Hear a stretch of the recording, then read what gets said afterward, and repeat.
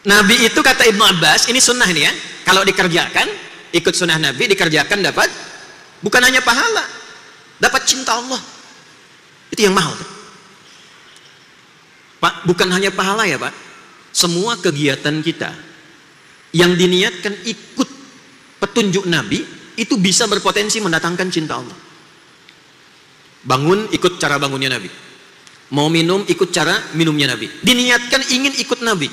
Itu seketika turun hukum Quran surah ketiga Ali Imran ayat 31. Qul in kuntum tuhibbunallaha fattabi'uni yuhibbukumullah.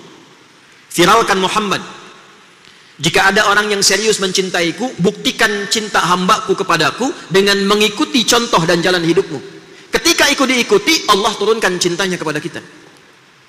Jadi kalau cinta Allah sudah turun Pak Ibu, itu selesai. Dosa diampuni, rahmat diberikan, rizki dilimpahkan, ya. Belum kita berpikir minuman sudah dibagikan, itu rahmat itu.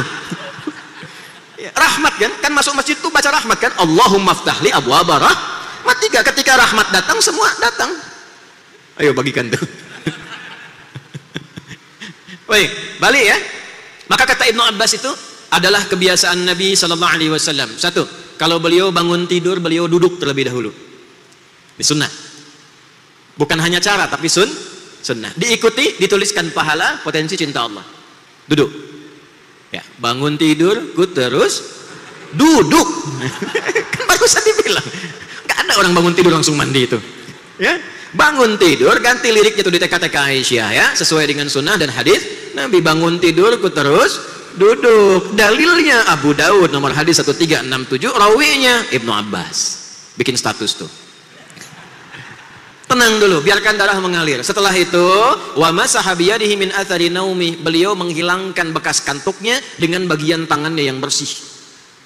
Ini penting kalimat ini karena nanti ada hadis lain, jika Anda bangun tidur maka cucilah tanganmu karena engkau tidak tahu kemana tangan itu berkelana saat engkau tidur itu. Karena itu redaksinya bagian tangan yang bersih, hilangkan bekas ngantuk. Jadi bukan langsung baca doa, ngantuknya hilang dulu supaya baca doa dalam keadaan sadar, paham tentang apa yang dibaca. Jadi bukan kita baru bangun kondisi ngantuk langsung baca doa. Biasanya kalau bangun jam 3 alhamdulillahilladzi ahyananya iya, tapi begitu amatana panjang. Alhamdulillahilladzi ahyana, masih jam 3. Ba'dama amatana, nah begitu amatana dibuka udah jam 5 tuh. Nggak sadar. Apalagi adzannya yang subuh itu naumnya yang panjang. Di Madinah Ustaz sholatnya yang panjang kan? Saya kemarin di Madinah tuh saya cek lagi, oh betul sholatnya yang panjang pas adzan subuh tuh. As-salatu khairum minan naum. Masjid Nabawi. Begitu ke Sidoarjo kenapa naum yang panjang? As-salatu khairum minan naum. Tidur lagi kita. Karena itu kita sadar dulu. Sadar, hilangkan bekas ngantuk. Nah ini poinnya. Kalau kita pindah ke Al-Bukhari, riwayat Mu'adz bin Jabal dan Jundub bin Junadah radhiyallahu taala anhuma, diseling dengan doa dulu, alhamdulillahilladzi ahyana ba'dama amatana wa ilaihin nusyur. Itu belum selesai. Setelah itu faqara'a khawatim Ali Imran. Maka beliau mengajarkan kita membaca menelaah 11 ayat terakhir surah Ali Imran. Itu sudah rutin Pak. Itu karakter orang Islam, itu karakternya saat bangun dia membawa spirit Ali Imran ayat 190 sampai ayat ke 200, 11 ayat.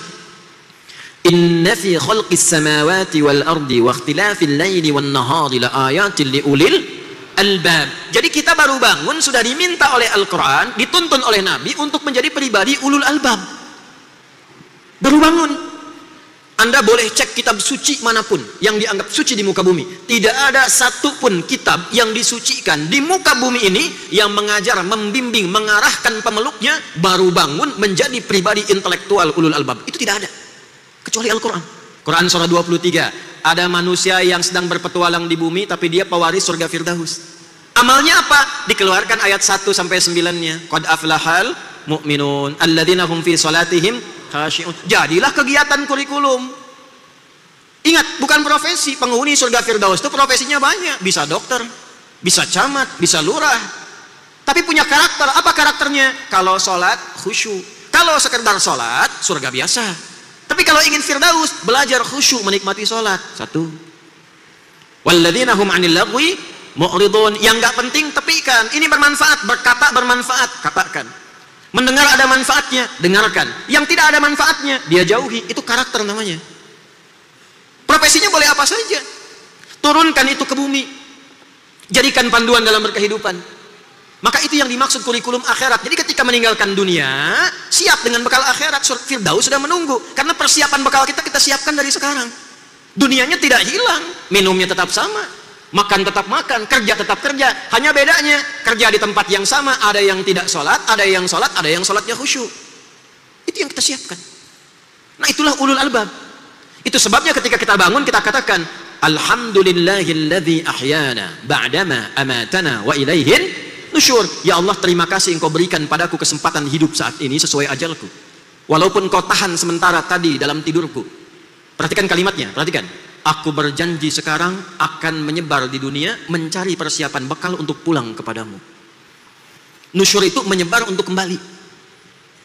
Wa ilaihin nusyur, aku sekarang ingin menyebar untuk cari bekal persiapan pulang kepadamu. Jadi kalau Anda bangun tidur, baca doa itu, kemudian maksiat, itu khianat kepada doanya.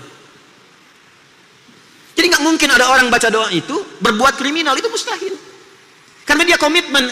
Allah kemudian ngasih panduan. Oh, kamu ingin cari bekal? Ini cari bekalnya ya. Cari bekal yang membuat engkau semakin dekat denganku. Satu. Kedua, pahami tentang esensi kehidupanmu di muka bumi. Lalu tanya balik. Merencanakannya bagaimana ya Allah? Teruskan ayatnya. Alladzina yadhkuruna Allaha qiyaman wa qu'udan wa 'ala junubihim wa yatafakkaruna fi khalqis samawati wal ardh. Nah, saya mau sampai ke situ. Ulul albab itu dia menyiapkan bekal untuk pulang kepada Allah. Apa yang dia lakukan? Dia menyiapkan semua agenda kegiatannya. Tafakkur itu menyiapkan sesuatu sebelum dikerjakan. Contoh gini, maaf ya Pak Ibu, sekarang jam 9, saya tanya, jam 10 Bapak mau di mana? Jam 11 nanti di mana? Sholat duhur berjamaah di mana? Asar Ibu nanti ada di mana? Jam 5 mau kerjakan apa? Jam 7 ada di mana? Malam nanti mau baca Quran berapa halaman? Hari ini sedekah mau berapa? Sudah ada belum? Ulul albab itu dia rinci, bangun tidur sudah jelas agendanya. Maka itu waktunya disebut dengan subuh. Subuh itu dari kata asbah, yang sudah siap rencana dan kegiatannya. Nah, dalam rangka merencanakan kegiatan itu mesti ada titik pusat yang membuat kita semakin dekat dengan Allah, yang menjadikan kegiatan kita terkoreksi, yang menjadikan semua aktivitas kita menjadi tenang kembali, yang membuat kebahagiaan kita datang dengan cepat. Mesti ada satu titik yang kalau kita ada persoalan balik ke situ lagi. Kalau kita ingin memulai dimudahkan, datangnya ke situ. Itulah masjid.